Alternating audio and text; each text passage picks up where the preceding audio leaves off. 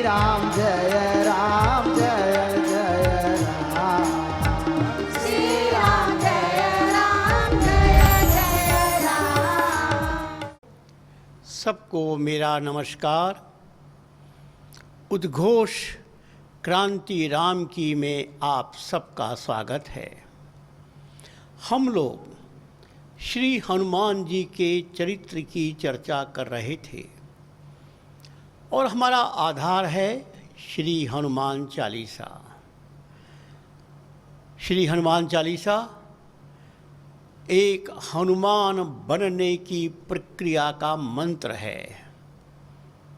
हम स्वयं हनुमान बन सकते हैं और हमारे यहाँ कहा गया शिवोम भूत्वा शिवम यजेत। शिव की पूजा करनी हो तो शिव बनकर ही की जा सकती है। हनुमान जी की पूजा करनी है तो हनुमान बनकर ही की जा सकती है। और हनुमान बनने की प्रक्रिया का संपूर्ण वर्णन हमने श्री हनुमान चालीसा में सुना। अब हम हनुमान चालीसा के आखिरी चौपाइयों की चर्चा कर रहे थे, जिसमें राम राज्य की कल्पना का वर्णन है। हमने रामायण में पढ़ा राम राज्य के बारे में। ये कहा गया दैहिक दैविक भौतिक तापा, अर्थात समाज में किसी प्रकार का भी दैहिक अर्थात शरीर का, भौतिक अर्थात जीवन का भौतिक जीवन और दैविक आध्यात्मिक जीवन, इसमें किसी को भी कोई कष्ट नहीं था। हमने दैहिक और भौतिक की चर्चा की। अब हम दैविक की चर्चा कर रहे हैं। आइए पहले हम चौपाई सुनेंगे और फिर उसकी व्याख्या की जाएगी। चौपाई आरंभ करते हैं। राम रसायन तुम्हारे पासा, पधार हो रघुपति के दासा। तुम्हारे भजन राम को पावे, जन्म जन्म के दुख बिसरावे। अंत काल रघुवर पुर जाई, जहाँ जन्म हरि भक्त कहाई। और देवता चेतन धरही, हनुमत से ही सर्व सुख करही। संकट कटे मिटे सब पीरा, जो हमरे हनुमत बलवीरा। तुलसीदास जी कहते हैं कि राम रसायन तुमरे पासा। इसकी पूर्व के चौपाई में माँ सीता के आशीर्वाद का वर्णन था, जिसमें अष्ट सिद्ध और नवनिधि को प्राप्त करने के लिए हनुमान जी को आशीर्वाद दिया गया था। अब कहते हैं राम रसायन। रसायन जब कोई जड़ी बूटी को औषधि बना लिया जाता है, उसको रसायन कहते हैं। अर्थात राम जी किसी भी कार्य के साथ जुड़ जाएं तो वो जीवन की मुक्ति का उपाय बन जाता है। और ये मार्ग केवल हनुमान जी को ही मालूम है। हनुमान जी ने प्रभु राम के साथ अपना संबंध बनाया और वे स्वयं भगवान बन गए। देखिए कितने आश्चर्य की बात है। इस देश में राम जी के भी मंदिर हैं, हनुमान जी के भी मंदिर हैं। जरा विचार करो किसके मंदिर अधिक हैं? तो हनुमान जी के मंदिर अधिक हैं। ऐसा क्यों?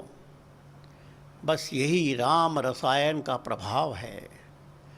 हनुमान जी सदा सेवक रहे, लेकिन सेवक बनकर भी वो भगवान राम से बड़े बन गए। अर्थात इस देश के जन जन के भगवान बन गए। आज इस देश में किसी कोने में जाओ, शिव जी का एक शिवलिंग मिल जाता है। किसी कोने में जाओ, हनुमान जी का मंदिर मिल जाता है। ये हनुमान मंदिर की एक बड़ी विशेषता और है। हमारे देश में औरंगजेब का राज था और सारे देश में हिंदू समाज पर घोर अत्याचार हो रहा था। उसी काल में महाराष्ट्र के एक संत हुए, संत रामदास। रामदास जी की कहानी ऐसी है कि वे बाल्यकाल से ही आध्यात्मिक रुचि के थे। जब युवा काल आया, विवाह का प्रसंग आया, उनके विवाह करने की इच्छा नहीं थी, लेकिन परिवार वालों के आग्रह से विवाह तय हो गया। विवाह की बेदी में बैठ गए। महाराष्ट्र की पद्धति में वरमाला के पूर्व वर और वधू के बीच में एक पर्दा होता है और वो पर्दा हटने के पश्चात ही वरमाला पहनाई जाती है। पर्दा हटने के पहले पंडित वर को सावधान करते हैं, 3 बार सावधान करते हैं। रामदास जी वर के रूप में बैठे थे। पंडित ने एक बार मंत्र बोलकर सावधान, रामदास जी के अंदर की चेतना जगी और ज्यों ही दूसरी बार सावधान बोला, रामदास वहां से उठकर भागे। भागते भागते वो एक ऐसे स्थान पर पहुंच गए, गोदावरी नदी के निकट। उनके परिवार के लोग उनको खोजते रहे, नहीं खोज पाए। और जब गोदावरी के निकट पहुंच गए तो रामदास के मन में आया, क्या हम हिंदू समाज का ये अत्याचारपूर्ण जीवन ही हमारी नियति है? क्या इसमें परिवर्तन नहीं हो सकता? उनके मन में संकल्प आया कि इसमें परिवर्तन करके मैं दिखाऊंगा। लेकिन परिवर्तन का रास्ता क्या होगा? तो गोदावरी के बीच खड़े होकर उन्होंने एक तप किया, एक मंत्र का जाप किया, जिसको हम विजय मंत्र बोलते हैं। प्रत्येक हिंदू को अपने घर में उस विजय मंत्र का जाप करना चाहिए। 1 माला, 2 माला, 3 माला। पद्धति तो यह है कि 13 माला की जाप प्रतिदिन करनी चाहिए। श्री राम जय जय राम। इसमें 13 अक्षर हैं। तो जब इस विजय मंत्र को उन्होंने सिद्ध कर लिया, अब उनके सामने प्रश्न था कि इसका प्रयोग कैसे किया जाए। तो उन्होंने महाराष्ट्र में हनुमान मंदिर के स्थान पर हनुमान केंद्र आरंभ किए। मैं नासिक के पास इस गोदावरी निकट के निकट, जहाँ पर रामदास जी ने साधना की थी, उस स्थान को देखने गया था। उनके मुख्य केंद्र, मैंने पूछा कि हनुमान जी की मूर्ति कहाँ है? तो वहाँ के पंडित जी ने, पुजारी ने कहा कि सामने देख तो रहे हैं आप। मैंने कहा ये तो एक गोबर है, उस पर आपने सिंदूर लगाया है। हाँ, यही हनुमान है। हमारे सारे केंद्रों में हनुमान केवल गोबर को दीवार में चिपका दिया गया और थोड़ा सिंदूर लगा दिया। मुझे बड़ा आश्चर्य हुआ कि ऐसा हनुमान क्यों? तुरंत विचार आया, अरे ये तो वो समय था जब औरंगजेब का राज था। कोई भी भगवान की मूर्ति बनाने वालों के हाथ काट दिए जाते थे। हनुमान जी की मूर्ति मिलना असंभव था। तो गोबर को ही सिंदूर लगाकर हनुमान बनाए गए।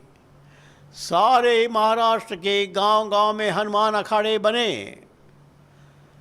श्री राम जय जय राम का जाप हुआ और इसी में से शिवाजी महाराज का उदय हुआ।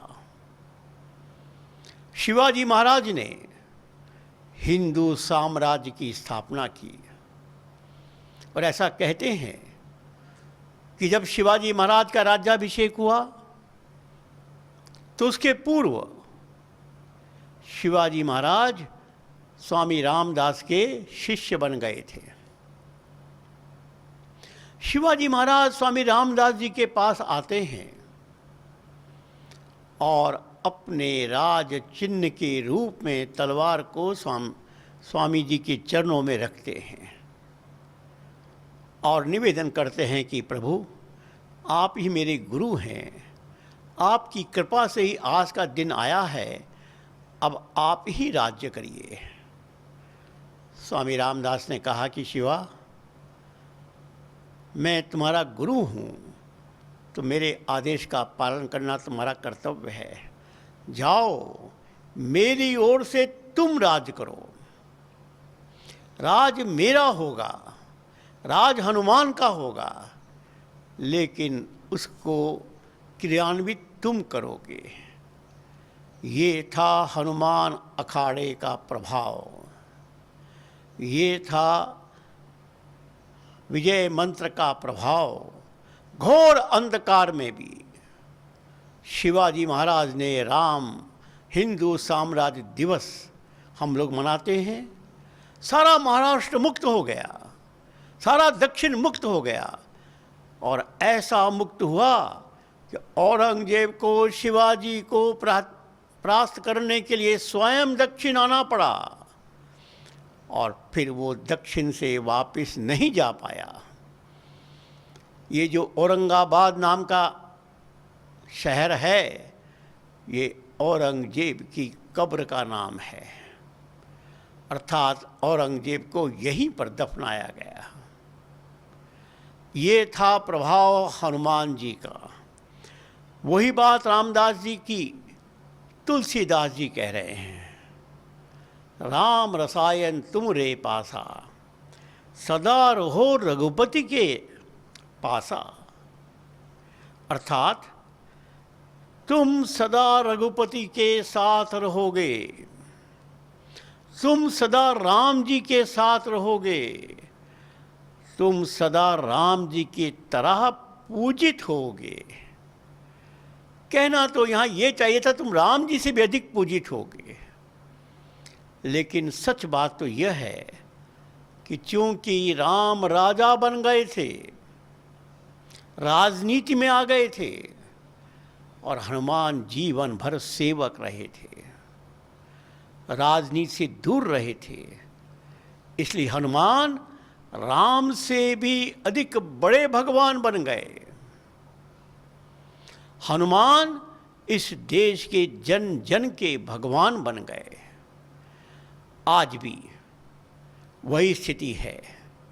हमको राम राज लाना है। यह राम राज स्वयं राम जी नहीं ला पाएंगे। ये राम राज तो लाने का काम हनुमान करेगा।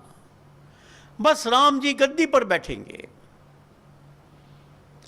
और इसीलिए हम लोग पिछले कई सत्रों से स्मरण कर रहे हैं, इस देश के 10 करोड़ परिवार हनुमान परिवार बन जाएं।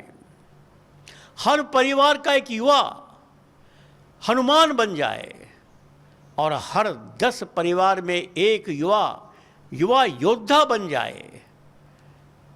इस देश में राम राज लाने से कोई रोक नहीं सकता। मित्रों, आप मेरी यह चर्चा सुन रहे हैं, यह कोई कथा नहीं है, यह कोई परलोक सुधारने का मार्ग नहीं बता रहा हूँ।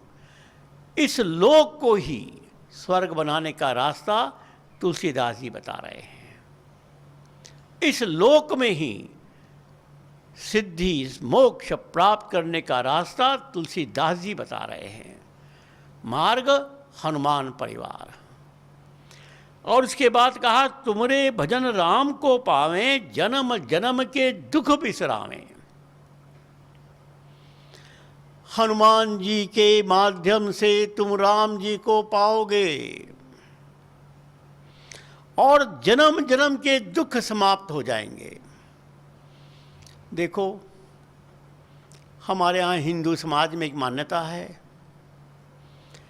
पूर्व जन्म के कर्मों का फल हमको मिलता है। किसी को भी कोई दुख हो तो वह अपने मन को समझाता है कि पूर्व जन्म के कर्म मेरे खराब थे, उसी की सज़ा मुझको मिल रही है। लेकिन यहाँ तुलसीदास जी कह रहे हैं, अरे तुम हनुमान के भक्त बन गए तो तुम राम के पास पहुँच गए, और इस जन्म के भी और पूर्व जन्म के भी सारे दुख समाप्त हो गए। कोई पूर्व जन्म का कर्म अब दोष तुम्हारे पास नहीं रहा, क्योंकि हनुमान जी ने तुमको राम जी के निकट ले आए। और यही तो मोक्ष है। और मोक्ष किस बात का? जन्म जन्म के दुख समाप्त हो जाएं, हम पूर्व जन्म के कर्मों के बंधन से मुक्त हो जाएं, हम सदा राम जी में ही रम जाएं, बस इसको ही हमारे यहाँ मोक्ष कहा है। इसलिए तुलसीदास जी हमको बहुत सरल रास्ता बता रहे हैं। हनुमान चालीसा का पाठ करो, परिवार को हनुमान परिवार बनाओ, और हनुमान चालीसा के अनुसार स्वयं को हनुमान बनाओ, मोक्ष मिल जाएगा। अंतकाल रघुवरपुर जाई, जहाँ जन्म भर हरि भक्त कहाई। मृत्यु तो सबके लिए निश्चित है, मृत्यु ध्रुव सत्य है, अंतकाल सबको आएगा। लेकिन मृत्यु के पश्चात आप कहाँ जाएंगे, आपका निवास कहाँ होगा, ये मुख्य बात है। तो तुलसीदास जी कह रहे हैं कि अंतकाल आप रघुवरपुर जाएंगे, राम जी के राज्य में जाएंगे। राम जी का राज्य माने स्वर्ग में जाएंगे।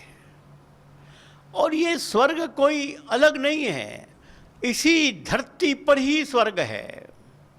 मृत्यु के बाद जन्म भी इसी धरती पर होना है, अगला जन्म भी इसी धरती पर होगा, राम जी के ही इस पवित्र भूमि पर होगा। वही मोक्ष है। और आप जहाँ पर भी रहेंगे राम भक्त कहलाएंगे। राम जी की कृपा के छाया में आप रहेंगे। इससे बड़ी इच्छा और क्या हो सकती किसी मनुष्य की, यह जीवन भी राममय हो और मृत्यु के बाद भी जीवन राममय हो। यह इस हनुमान चालीसा में तुलसीदास जी हमको आश्वासन दे रहे हैं। इतना बड़ा आश्वासन शायद ही कोई है, कोई संत महात्मा, कोई मंत्र, कोई जाप जो यह घोषणा करता हो। चूंकि हनुमान जी ने स्वयं अपने जीवन में इसको जिया था, उपदेश नहीं दिया था। हनुमान जी मुंह से नहीं बोलते, आंखों से बोलते हैं। उनका शब्द नहीं निकलता, उनका जीवन बोलता है। और चूंकि उन्होंने अपने जीवन में ये सिद्धि प्राप्त की, इसलिए हनुमान चालीसा हमको वो मार्ग दिखा रहा है। फिर तुलसीदास जी हमसे कहते हैं, और देवता चित्त न धरहि, हनुमत से सर्व सुख सर्व सुख करहीं। किसी देवता की पूजा करने की आवश्यकता नहीं है। देखो, मुझे क्षमा कीजिए, मैं सभी संत महात्माओं से क्षमा पूर्वक एक निवेदन कर रहा हूँ। बताओ कोई देवी देवता जो हनुमान जी के समान इस प्रकार की घोषणा करने की स्थिति में है, इस प्रकार जीवन जिसने जिया,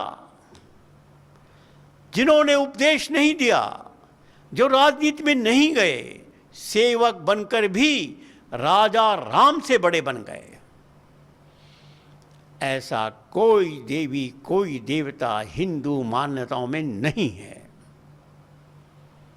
और इसलिए तुलसीदास जी ने कहा किसी देवी देवता की पूजा करने की आवश्यकता नहीं, बस एक हनुमान को ही अपना गुरु बना लो, हनुमान को ही अपना आराध्य बना लो, सारे दुख समाप्त हो जाएंगे। मैंने कल कहा था, स्वामी विवेकानंद ने अपनी मृत्यु के पूर्व एक घोषणा की थी, ए भारतवासियों, सारे देवी देवताओं की पूजा बंद कर दो, केवल एक ही देवी एक ही देवता साक्षात जगत जननी भारत मां। और भारत के नौजवानों ने स्वामी जी के इस आह्वान का स्वागत किया। परिणाम, इस घोषणा के 50 साल के बाद भारत मुक्त हो गया, आजाद हो गया। यह सिद्ध पुरुषों का आश्वासन है, तुलसीदास जी का यह आश्वासन है कि हनुमान जी को तुम अपना देवी देवता मान लो, बाकी किसी देवी देवता की पूजा करने की आवश्यकता नहीं, सब प्रकार के सुख तुमको प्राप्त हो जाएंगे। संकट कटे मिटे सब पीरा, जो सुमरे हनुमत बलवीरा। संकट कटे मिटे सब पीरा। आखिर किसी मनुष्य को अपने जीवन में दुख कब होता है? जब कोई संकट आता है, जब कोई पीड़ा होती है, यही तो दुख का कारण है। तुलसीदास जी कह रहे हैं, हनुमान जी को अपना गुरु बनाओ, सारे संकट कट जाएंगे, सारी पीड़ाएं समाप्त हो जाएंगी। केवल जो सुमरे हनुमत बलवीरा, जो हनुमान जी को स्मरण करेगा। इतनी बड़ी घोषणा हनुमान चालीसा हमारे लिए कर रहा है। और दैहिक दैविक भौतिक तापा, इन तीनों ताप से मुक्ति का आश्वासन तुलसीदास जी दे रहे हैं। मैं वो सूची पढ़ रहा हूँ जो अभी तक हमने रामराज के काल में पिछली चौपाइयों में सुना था। दैहिक ताप को दूर करने के लिए 8 प्रकार के आश्वासन हमको मिले। पहला, सब प्रकार के सुख मिलेंगे, सब सुख लें तुम्हारी शरणा। सारे रोगों से मुक्त मिलेगी, नासे रोग हरे सब पीड़ा। पीड़ाओं से मुक्ति होगी, संकटों से मुक्ति होगी। सब प्रकार की सुरक्षा का आश्वासन दे रहा है हनुमान चालीसा। सब प्रकार की निर्भयता का आश्वासन दे रहा है हमारी हनुमान चालीसा। पूर्ण पारदर्शिता, इसका आग्रह कर रही है हनुमान चालीसा। और आत्मसंतोष, ये 8 बातें हमारे शरीर के सुख की आवश्यकता हनुमान चालीसा आश्वासन दे रही है। भौतिक सुख के लिए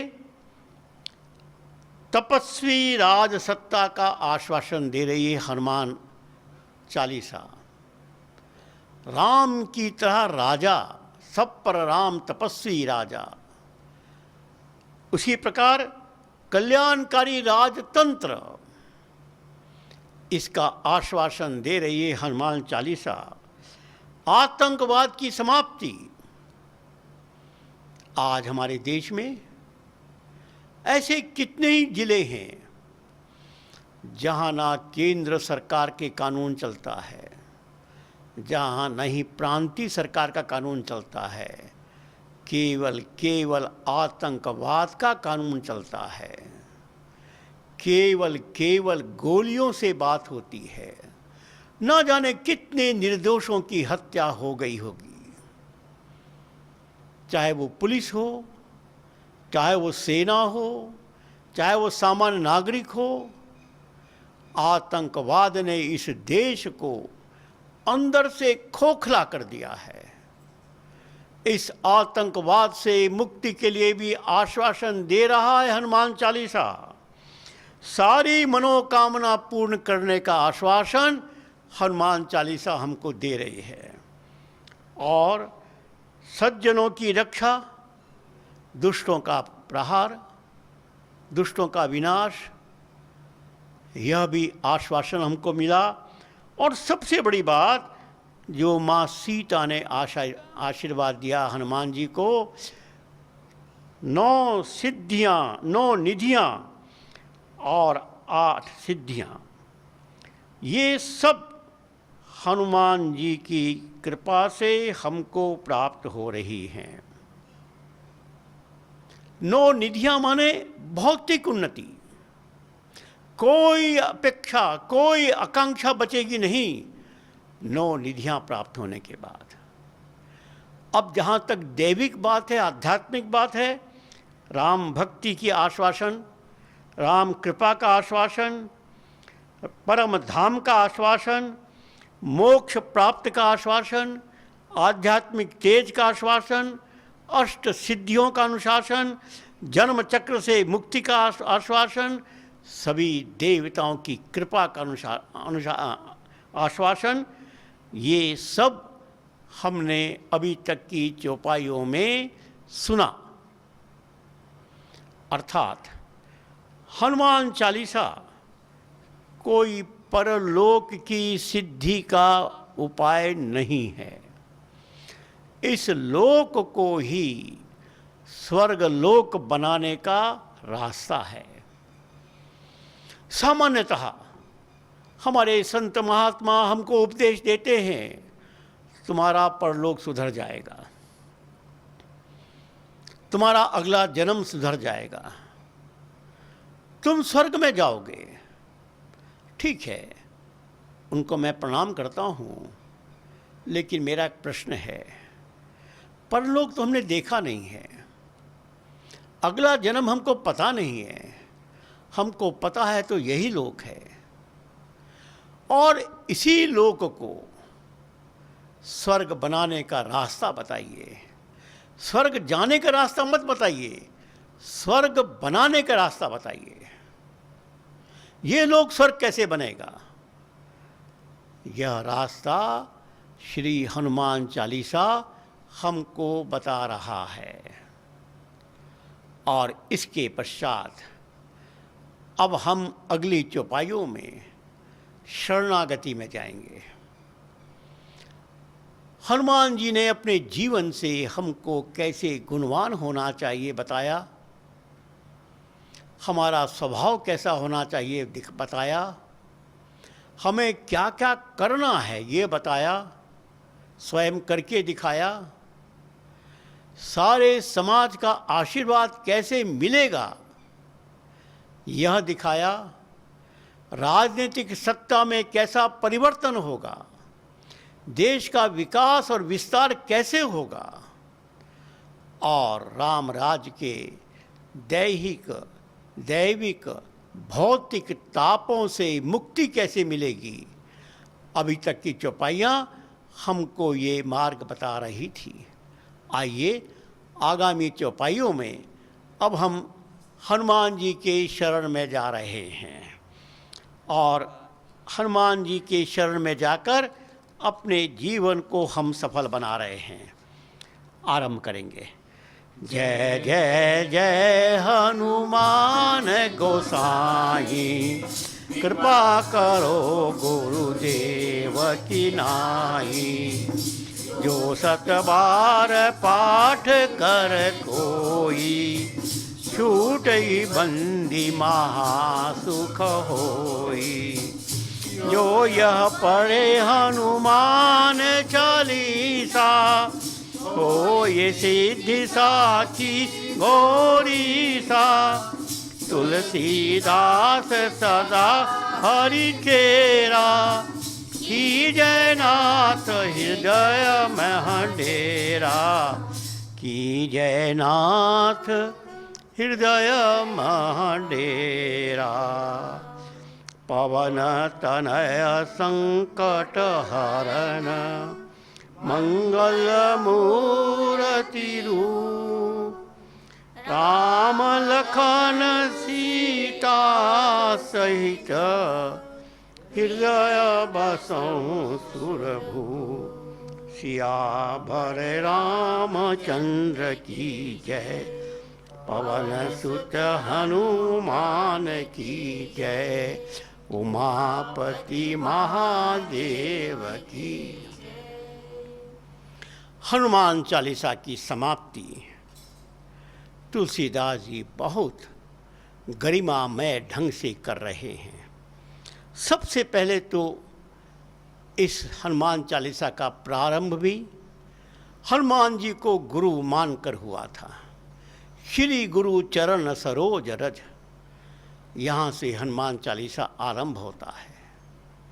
अर्थात तुलसीदास जी ने हनुमान जी को अपना गुरु मानकर उनके चरणों की धूली, सक्रिय हनुमान, प्रवासी हनुमान, नंगे पैर गांव-गांव घूमने वाला हनुमान, जिसके चरणों में धरती माँ की धूल लगी हुई है, पवित्र धूल को ही रज कहकर तुलसीदास जी ने अपने मन रूपी दर्पण को स्वच्छ करने का संकल्प लिया।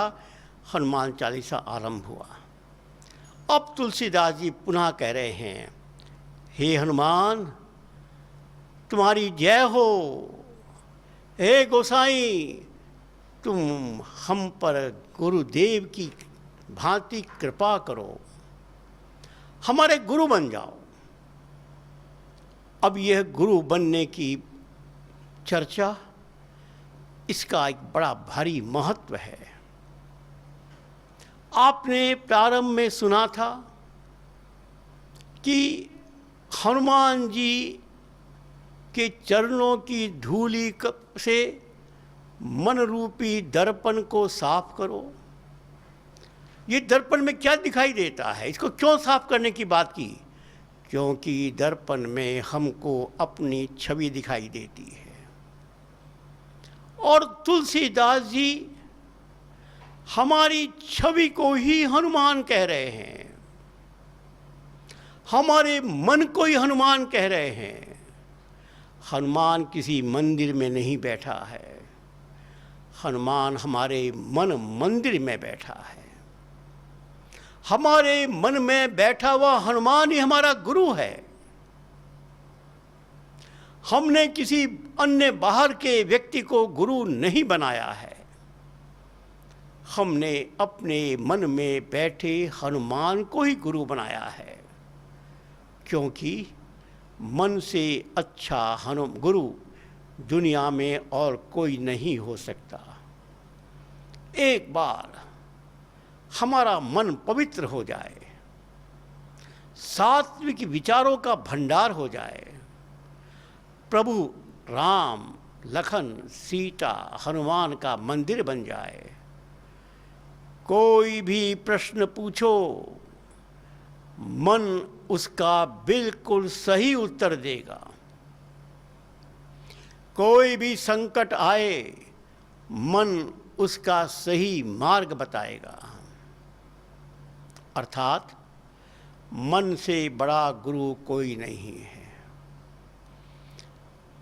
गीता में एक प्रसंग आता है, 6 अध्याय तक भगवान कृष्ण अर्जुन को बड़े बड़े उपदेश दे रहे थे। ऐसा करो, वैसा करो, मन में ऐसा रखो, बड़ा उपदेश दे रहे थे। अर्जुन परेशान हो गया। अंत में अर्जुन ने कहा कि भगवान, तुम इतने बड़े बड़े उपदेश दे रहे हो, इस मन के ऊपर तुम अपने ऐसे गुण लाओ, वैसे गुण लाओ, लेकिन मन तो वायु से अधिक चंचल है। चंचल ही मना कृष्ण प्रमाति बलवदृढ़म। हे कृष्ण, ये चंचल मन वायु से अभी अधिक दृढ़ है, इसको नियंत्रण में कैसे रखा जा सकता है? और बिना इसको नियंत्रण में रखे तुम्हारे बताए हुए रास्ते पर कैसे चला जा सकता है? मित्रों, बस हमारा मित्र भी है तो मन है, हमारा शत्रु भी है तो मन है। उद्रेदात्मा आत्मानम मसादेत, अर्थात जिसका मन नियंत्रित है उसका मन उसका मित्र है, और जिसका मन नियंत्रित नहीं है उसका मन उसका दुश्मन है। तो मन को नियंत्रित कैसे किया जाए? मन में शांति एकाग्रता कैसे लाई जाए? कृष्ण भगवान अर्जुन को बता रहे हैं, असंशमी महाभावो मना दुर्निग्रह चलम। हे अर्जुन, तुम ठीक कह रहे हो, मन को नियंत्रित करना बहुत कठिन काम है, लेकिन असंभव नहीं है। एक बहुत सरल रास्ता है। अभ्यासेन तु कौन्तेय वैराग्येन च गृह्यते। वैराग्य और अभ्यास से मन को नियंत्रित किया जा सकता है। वैराग्य माने व्यवहारिक ज्ञान, सच्चा ज्ञान, मोह रहित ज्ञान।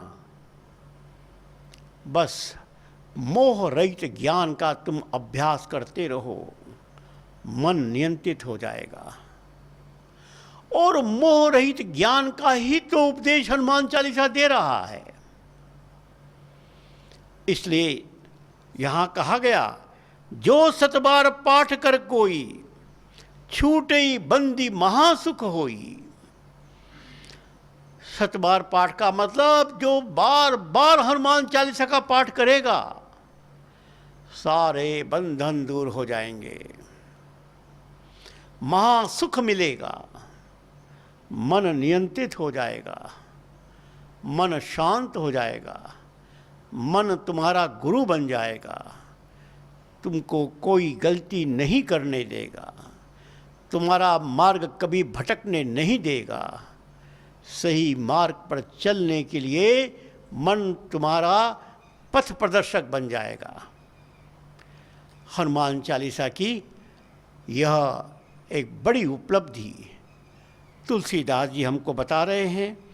और अंत में तो तुलसीदास जी एक बहुत बड़ी बात कह रहे हैं, जो ये पढ़े हनुमान चालीसा होए सिद्ध साखी गौरी सा।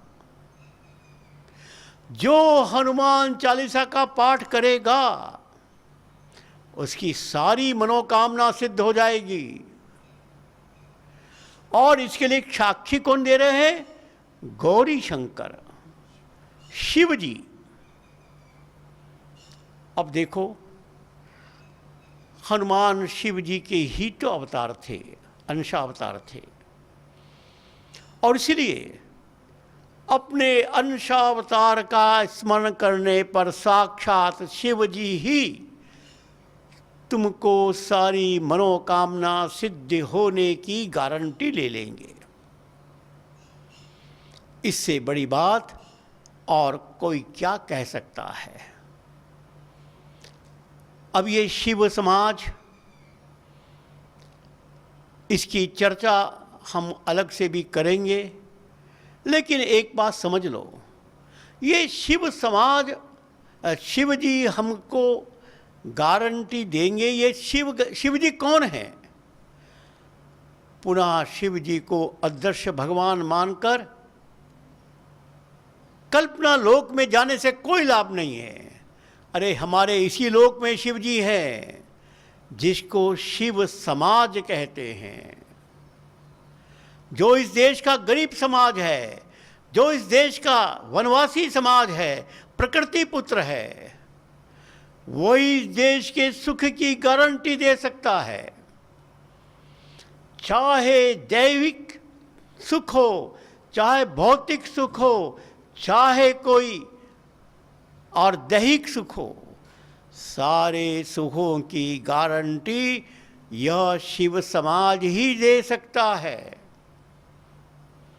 कोई भी उत्पादन हो, कोई भी कारखाना चलेगा, बिना शिव समाज की त्याग से कोई कारखाना नहीं चल सकता, कोई भौतिक साधन नहीं मिल सकता। इस शिव समाज के त्याग के बल पर ही उसकी जमीन को ही चीरकर लोहा कोयला तेल निकलता है, कारखाने चलते हैं और बड़े बड़े शहर की अट्टालिकाएं चमकती हैं, सुखपूर्वक जीवन रहता है। लेकिन त्याग किसने किया था? ये विद्युत जिसके भी बिना कोई कारखाना नहीं चलेगा, ये विद्युत कैसे पैदा होती है? जब इस शिव समाज की धरती को डुबोया जाता है। त्याग करता है शिव समाज, उपभोग करता है नगरीय समाज। यह एक बहुत बड़े त्याग की बात है। और मित्रों, इस शिव समाज की ही उपेक्षा की सजा हमको आज मिल रही है। मैं असम में गया था। एक गांव में मेरा भाषण का कार्यक्रम था। ग्रामवासी इकट्ठे हुए थे। मैंने वहाँ के वनवासी समाज की महत्ता पर भाषण दिया। सब लोग बहुत प्रसन्न हो गए। बाद में एक परिवार में चाय की व्यवस्था थी। जब मैं उस परिवार में गया तो उस परिवार में एक युवा मुझसे मिलने आया। उस युवा के हाथ में बंदूक थी। मैंने उससे पूछा, भैया तुम तो पढ़े लिखे नौजवान हो, तुम्हारे हाथ में बंदूक कैसी? उसने कहा, श्रीमान जी, आप इस प्रश्न का उत्तर सुनने की हिम्मत नहीं है। मैंने कहा, क्या मतलब? आप सच बात नहीं सुन पाएंगे। मैंने आग्रह किया, नहीं तुम सच बात बताओ। उसने कहा, थोड़ा धैर्य रखिए, इस सत्र को यहाँ हम पूरा करते हैं, अगले सत्र में इस चर्चा को आगे बढ़ाएंगे। सबको नमस्कार, धन्यवाद।